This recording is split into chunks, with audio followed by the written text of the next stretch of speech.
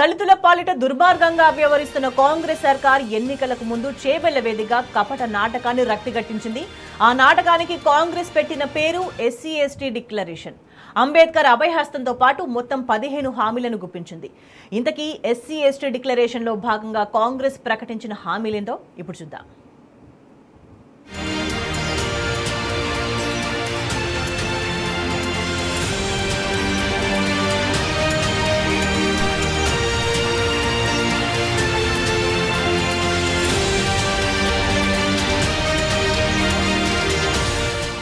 నమస్తే.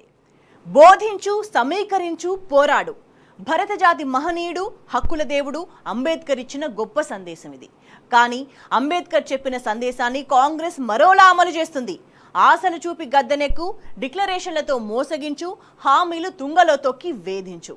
తెలంగాణలో జరిగింది ఇదే. అంబేద్కర్ రాజ్యాంగం మాటున రేవంత్ సర్కార్ తెలంగాణ దళిత సమాజాన్ని దగా చేసింది. గద్దెనెక్కేదాకా దళితులపై కపట ప్రేమను చూపించి అధికారం సాధించిన తర్వాత అదే దళితులను తొక్కిస్తుంది. అంబేద్కర్ జయంతి సాక్షిగా దళితుల హక్కులను హననం చేస్తుంది. ఎన్నికలకు ముందు చెప్పిన ఎస్సీ ఎస్టీ డిక్లరేషన్ పత్తా లేకుండా పోయింది. చేవెళ్ల వేదికగా ఏఐసీసీ చీఫ్ మల్లికార్జున ఖర్గే చెప్పిన మాటలన్నీ నీటిమూటలైపోయినాయి. దళితుల ఓట్లతో గద్దెనెక్కిన రేవంత్ రెడ్డి ఇప్పుడు అంబేద్కర్ రాజ్యాంగం మాటన తన సొంత రాజ్యాంగాన్ని అమలు చేస్తున్నాడు. ప్రజాస్వామ్యం ముసుగులో నియంతృత్వ పాలకుడిగా తెలంగాణను వణిచివేస్తున్నాడు.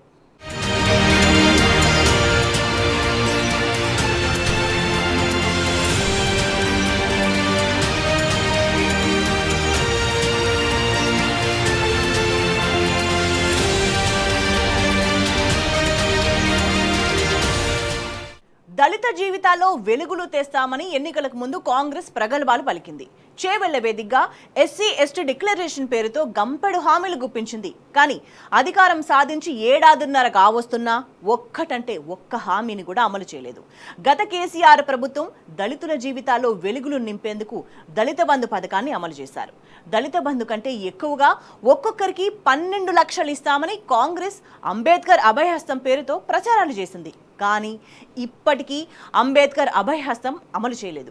ఎస్సీ ఎస్టీలకు డబుల్ బెడ్రూమ్ ఇళ్ల నిర్మాణం కోసం 6 లక్షలు ఆర్థిక సాయం చేస్తామన్నారు. ఇప్పటి వరకు ఒక్కరికి కూడా సాయం అందలేదు. ప్రభుత్వ కాంట్రాక్టుల్లో దళితులు, గిరిజనులకు 28% వాటా ఇస్తామన్న హామీని తుంగలో దొక్కారు. అసైన్డ్ భూములకు పట్టాలు ఇస్తామన్న మాటలు నీటిమూటలే అయినాయి. ఇక ఎస్సీ ఎస్టీల చదువులకు ప్రోత్సాహకాలు అందించే విద్యాజ్యోతి పథకం ఇప్పటికీ ఏ దళితుని ఇంట్లో వెలుగులు నింపలేదు. మరి కాంగ్రెస్ ఏ విధంగా ప్రజలను మోసం చేస్తా వచ్చింది, ముఖ్యంగా దళితులను ఏ విధంగా వంచిస్తా వచ్చింది, డిక్లరేషన్లో ఏ హామీలు ఇచ్చింది, మరి వాటి పరిస్థితి ఏంది, అమలు పరిస్థితి ఏంది ప్రస్తుతం అనే దానికి సంబంధించి మనం ఒక్కసారి వివరాల్లోకి వెళ్దాం.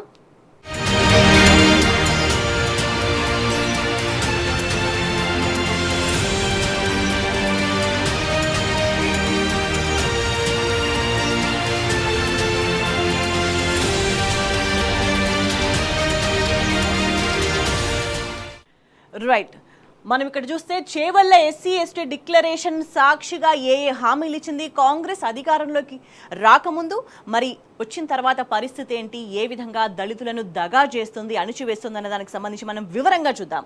సో మొదటి హామీ ఎస్సీ రిజర్వేషన్ల పెంపు, ఎస్సీ వర్గీకరణకు సంబంధించి ఇక్కడ ఎస్సీల రిజర్వేషన్లు 18% పెంచుతామని, ఎస్సీ వర్గీకరణకు గట్టి చర్యలు చేపడతామని ఇచ్చిన మొదటి హామీది. ఇప్పుడు చూసుకుంటే దీనికి సంబంధించి అతిగతి లేని పరిస్థితే మనకి చాలా క్లియర్గా కనిపిస్తుంది. ఇక దీని తర్వాత పరిస్థితి ఏంటంటే అంబేద్కర్ అభయహస్తం అంటూ చెప్పింది. సో ఈ పథకం కింద ఎస్సీ ఎస్టీ కుటుంబాలకు 12 లక్షల ఆర్థిక సాయం చేస్తామని హామీ ఇచ్చింది. మరి ఈ పథకానికి సంబంధించి కూడా ఇప్పుడు పరిస్థితి ఏంటి అని అంటే కనీసం జాడ పత్తగూడ లేని సిచ్యువేషనే ఇక్కడ మనకి చాలా క్లియర్గా కనిపిస్తుంది. ఇక మరో హామీ ప్రత్యేక రిజర్వేషన్లు. ఒకసారి గమనిస్తే మనం అన్ని ప్రభుత్వ కాంట్రాక్టుల్లో ఎస్సీలకు 18%, ఎస్టీలకు 12% రిజర్వేషన్లు కల్పిస్తామని హామీ ఇచ్చింది. ప్రతి ఏడాది ఒక్కో కార్పొరేషన్కు 750 కోట్ల నిధుల కేటాయింపు. అసలు వీటన్నిటిని చూస్తుంటే ఈ మాటలకి వీళ్ళ చేతలకి పొంతన లేని పరిస్థితే మనకి స్పష్టంగా కనిపిస్తుంది. ఎక్కడ కార్పొరేషన్లు ఏర్పాటైనాయి, ఎక్కడ కార్పొరేషన్కి నిధులు ఎక్కడ కేటాయించింది అనే విషయం మనం ఇక్కడ చాలా స్పష్టంగా అర్థం చేసుకోవచ్చు.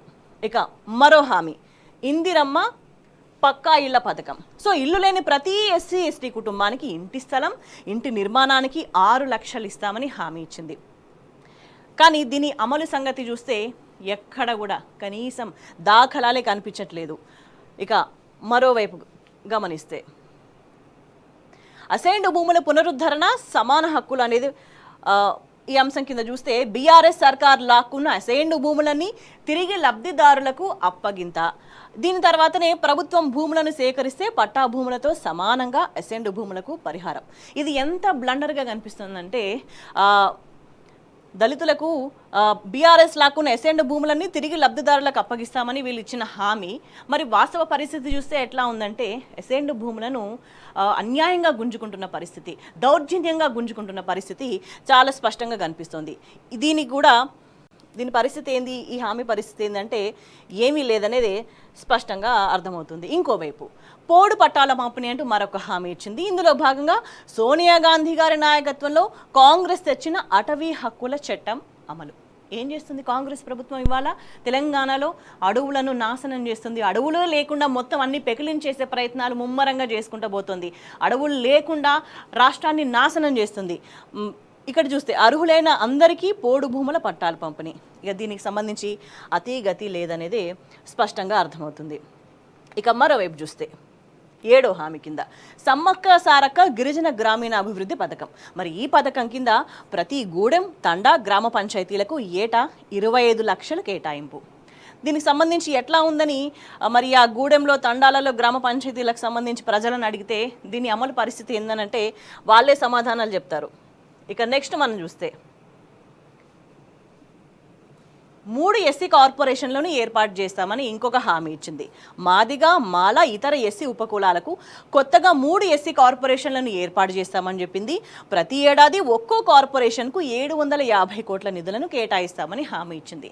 మరి ఇచ్చిన మాట ప్రకారం మాదిగా, మాల, ఇతర ఎస్సీ ఉపకులాలకు కార్పొరేషన్లు ఏర్పాటైనాయా? కార్పొరేషన్లు ఏర్పాటు కానప్పుడు ఈ ఏడాదికి 750 కోట్ల నిధుల కేటాయింపు ఇంకెక్కడి నుంచి వస్తుంది?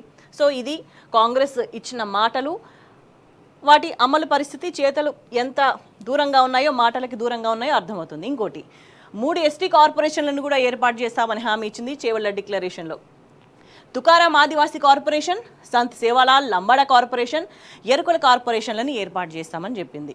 ఏటా ఒక్కొక్క కార్పొరేషన్కు 500 కోట్ల నిధులను కేటాయిస్తామని చెప్పింది. సో ఎస్సీ కార్పొరేషన్ల పరిస్థితి ఎట్లా ఉందో ఎస్టీ కార్పొరేషన్ల పరిస్థితి కూడా అట్లానే కనిపిస్తుంది. ఎక్కడ కార్పొరేషన్లు ఏర్పాటు కాని పరిస్థితి, కార్పొరేషన్లు ఏర్పాటు కానప్పుడు అల్టిమేట్గా వాటికి ఇస్తామన్న నిధుల సంగతి ఏంటంటే అది కూడా ఏమీ లేదని చెప్పొచ్చు.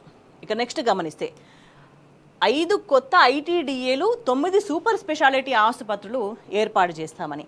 నల్గొండ, మహబూబాబాద్, ఖమ్మం, నిజామాబాద్, మహబూబ్ నగర్లలో 5 కొత్త ఐటీడీఏలను ఏర్పాటు చేస్తామని హామీ ఇచ్చింది. మరి వాటికి అమలు ఏమైనా జరిగిందా అనంటే నో. అన్ని ఐటీడీఏ కేంద్రాల్లో సూపర్ స్పెషాలిటీ ఆసుపత్రుల నిర్మాణం.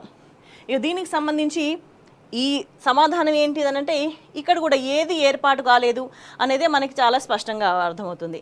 ఇంకోవైపు చాలా ఘోరమైన దగా చేసింది విద్యాజ్యోతుల పథకం అని పేరు చెప్పి ఎస్సీ ఎస్టీ విద్యార్థులు 10వ తరగతి పాస్ అయితే 10,000, ఇంటర్ పాస్ అయితే 15,000, గ్రాడ్యుయేషన్ పూర్తి చేస్తే 25,000, పోస్ట్ గ్రాడ్యుయేషన్ పూర్తి చేస్తే ₹1,00,000 అందజేత.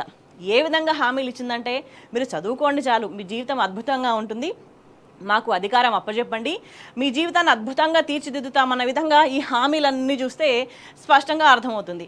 ఇచ్చిన హామీలు మరి ఇవన్నీ కూడా నిజమేనేమో, ఇదంతా చేస్తుందేమో కాంగ్రెస్ అని నమ్మి ప్రజలు ఓట్లేసి ఇప్పుడు మోసపోయిన పరిస్థితే చాలా స్పష్టంగా కనిపిస్తున్నది. ఇక నెక్స్ట్ గమనిస్తే ఈ విద్యాజ్యోతుల పథకం కిందనే ఎంఫిల్ పిహెచ్డి పూర్తి చేసిన ఎస్సీ ఎస్టీ యువతకు 5 లక్షలు అందజేస్తామని హామీ ఇచ్చిండ్రు. ఇది కూడా అమలుకు నోచుకొని పరిస్థితి. సో అంటే స్కూల్ ఎడ్యుకేషన్ దగ్గర నుంచి మొదలు పెట్టుకుంటే పిహెచ్డి పూర్తి చేసేదాకా అందరినీ, సో ప్రతి ఇంట్లో అన్ని ఏజ్ గ్రూప్స్ సంబంధించిన పిల్లలు ఉంటారు. సో వాళ్ళందరినీ కూడా, అన్ని కుటుంబాలని మొత్తం బుట్టలో వేయడానికి దళిత కుటుంబాలను ఒక పకడ్బందీ ప్రణాళిక రచించింది అనేది ఈ హామీలన్నీ చూస్తే, అమలు పరిస్థితి ఎట్లా ఉందని చూస్తే చాలా క్లియర్గా అర్థమవుతుంది. నెక్స్ట్ రెసిడెన్షియల్ స్కూళ్ళు, హాస్టల్స్, విదేశాల్లో విద్య. దీనికి సంబంధించి ఒకసారి చూస్తే ప్రతి మండలంలో ఒక గురుకులం ఉండేలాగా ఎస్సీ ఎస్టీ రెసిడెన్షియల్ స్కూళ్ళని ఏర్పాటు చేస్తామని హామీ ఇచ్చింది. మరి ఏర్పాటు చేసిందా, ఉన్న గురుకులాల నిర్వహణకు సంబంధించి పరిస్థితి ఎట్లా ఉందనేది చూస్తే చాలా క్లియర్గా అర్థమవుతుంది. 50కి పైగా గురుకులాల్లో విద్యార్థులు చనిపోయిన పరిస్థితి ఫుడ్ పాయిజన్తో.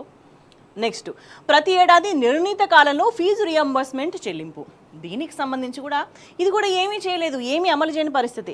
ఇక గ్రాడ్యుయేషన్, పోస్ట్ గ్రాడ్యుయేషన్ చదివే ఎస్సీ ఎస్టీ విద్యార్థులందరికీ హాస్టల్ సదుపాయ కల్పన. ఇప్పుడు హాస్టల్స్లో చదువుకునే వాళ్ళంతా కూడా హాస్టల్స్ వదిలి పారిపోయి ఇండ్లకి వెళ్ళిపోయే పరిస్థితి దాపురించింది కాంగ్రెస్ ప్రభుత్వ హయాంలో అన్నది వాస్తవం. ఇక్కడ విదేశాల్లోని యూనివర్సిటీలో ప్రవేశం పొందిన ప్రతి ఎస్సీ ఎస్టీ విద్యార్థికి ఆర్థిక సహాయం అందజేత. సో అల్టిమేట్గా ఇవన్నీ గమనిస్తే మొత్తం 15 అంశాలకు సంబంధించి అనేక హామీలు ఇచ్చింది.